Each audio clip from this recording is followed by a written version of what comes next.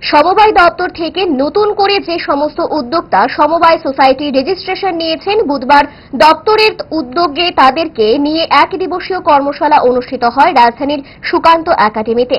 তার মূল উদ্দেশ্য হচ্ছে ভারত সরকার এবং ত্রিপুরা সরকারের সমবায় দপ্তরের বিভিন্ন প্রকল্পের মাধ্যমে তাদেরকে কিভাবে সাহায্য করা যায়।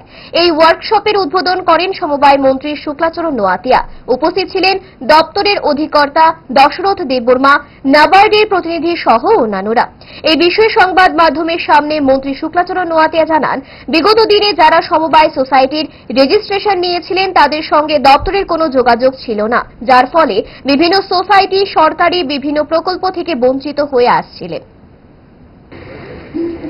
বিগত সময়ে আমরা দেখতাম যে কোনো একটা সোসাইটি নতুন রেজিস্ট্রেশন করার পরে 1 বছর 1.5 বছর পরে তাদের কোনো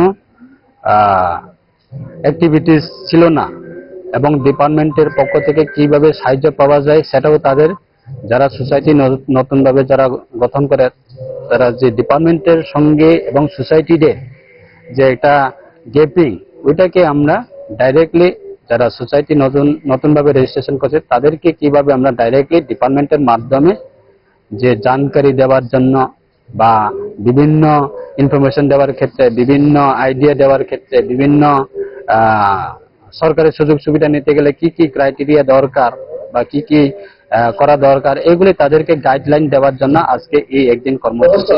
বিশেষভাবে যারা নতুনভাবে রেজিস্ট্রেশন করছে, সোসাইটি গঠন করেছে, তাদের লাভবানের জন্য আজকে আমরা এই উদ্যোগ নিয়েছি।